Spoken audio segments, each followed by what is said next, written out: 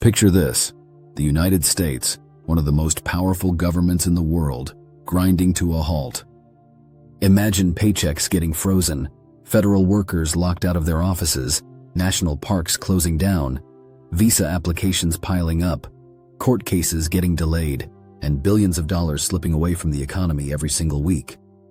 Sounds like a scene from a dystopian movie, right? But it's happening right now in Washington, D.C., and believe it or not, this isn't the first time we've seen this happen. What if I told you the U.S. has actually shut down its own government more than 20 times in the past few decades? And each time the effects ripple far beyond our borders, impacting markets, allies, and even everyday people like you and me, sitting thousands of miles away. Welcome back to BrainFuel Reads. Today, in our What If series, we're diving into the story of the 2025 government shutdown, why it happened, what it means for ordinary people, and how history might guide us as we look ahead. You'll soon see why this isn't just another budget fight. It's a crucial test of whether the U.S. government can really govern effectively. So what does it even mean for a government to shut down?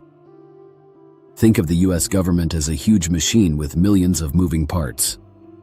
Each year, Congress has to approve the funding that keeps everything running, from salaries for workers to money for federal programs and agencies. But when lawmakers can't reach an agreement on how to spend that money, the whole machine comes to a stop. That's because of the Anti-Deficiency Act, which prevents any agency from spending money that hasn't been approved. Here's the catch, though. The machine doesn't completely stop. Essential functions like the military, border control, and air traffic safety keep working, often with workers showing up without pay, waiting for their back wages to come through when the crisis finally ends. Meanwhile, thousands of others. Think scientists in labs and clerks processing passports. Get furloughed, sent home without work. The result? A fragmented government, limping along and costing more with each day it remains paralyzed. It sounds a bit wild, but the reason behind these shutdowns is pretty straightforward: politics. Each shutdown has its own unique story, but the main pattern is always the same. One side is pushing for certain policies, while the other side digs in their heels, and funding becomes a bargaining tool. Sometimes the disputes are over healthcare, while at other times it's immigration. There are fights over tax cuts, social programs, or even a president's pet project. Remember Trump's border wall? In 2025, the battleground is healthcare subsidies. Republicans want to cut back on parts of Obamacare's support system, while Democrats are standing firm. Neither side budged as the clock ticked down, leading to the government shutting down at midnight on October 1st. And here's something to think about. Other countries don't usually face shutdowns like this. In parliamentary systems, when lawmakers can't agree on budgets, the government just dissolves and new elections are held. In the US, however, the government just drifts in limbo, frozen, waiting. It's like a high-stakes game of chicken with millions of people's livelihoods on the line. Now, here's where the story gets really interesting. Shutdowns are not new. Before 1980, agencies kept running even when money ran out, because everyone assumed Congress would fix it. But a legal ruling in 1980 changed that, establishing that when funding expires, non-essential work must stop. Since then, the U.S. has experienced over 20 funding gaps and around 10 major shutdowns. Some were short-lived, lasting just a day or two, while others dragged on. Back in the mid-90s, there was a standoff under President Bill Clinton that lasted for 21 days. In 2013, we saw a 16-day shutdown over Obamacare. And then there was the infamous shutdown from 2018 to 2019 under Donald Trump, which lasted a brutal 35 days, the longest in U.S. history. During that time, hundreds of thousands of federal workers went without pay. That shutdown did lead to some reform. A law passed in 2019 guaranteeing federal employees would eventually receive back pay. Sounds great, right? But here's the downside.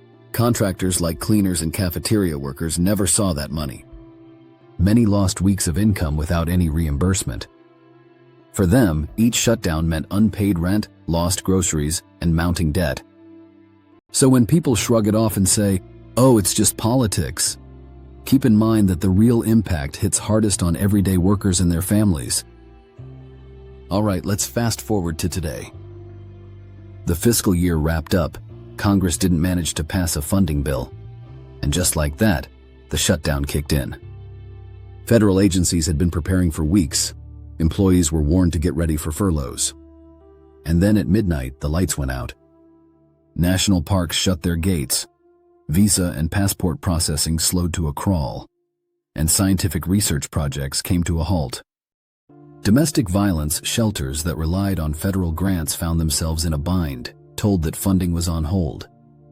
Courts started pushing back civil cases. Meanwhile, federal workers, ranging from teachers' aides to clerks at the Department of Education, either stayed home without pay or kept working without a paycheck. Some even noticed that their automated email replies were modified to blame Democrats, a clear breach of ethics.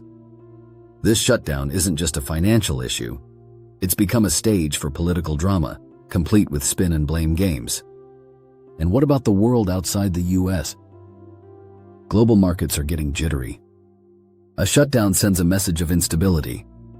Investors start wondering if the US can manage its debts. Allies question America's reliability. Even efforts on climate change, foreign aid, and defense collaboration are feeling the impact. Next, let's talk numbers. Shutdowns aren't just about inconvenience. They cost big bucks. Economists estimate that each week could wipe out somewhere between $7 and $15 billion in GDP. That's money that never gets recouped. Contracts get delayed, productivity takes a hit, and consumer spending dries up when workers aren't getting paid. And let's not forget the personal side of things. Picture a single parent working for the federal government, suddenly facing an uncertain payday. Or think about a contractor realizing that the money they were counting on is just gone. Travelers? They're stuck waiting in longer security lines because TSA agents are working for free. And some are just quitting. The fallout runs even deeper. Each shutdown chips away at public trust in the government. It sends the message that Washington can't get its act together. The longer it drags on, the harder it becomes to rebuild that trust. So how long might this 2025 shutdown last? If history is any indication, it could go on for days or even weeks. The record for the longest shutdown is 35 days. Here's the kicker though. Some people in the administration are hinting that this could lead to permanent layoffs. That's something we haven't seen before. If that happens, it could cripple agencies for years.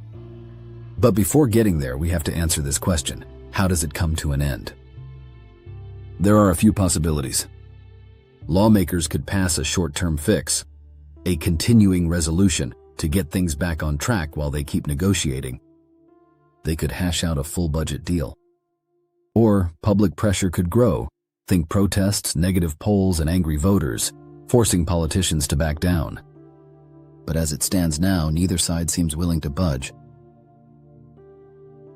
This shutdown feels different for a lot of reasons. It's not just about healthcare subsidies anymore. It's about strategy. Reports suggest that certain funds are being selectively frozen, impacting Democratic states harder than Republican ones. That's a new level of politicization.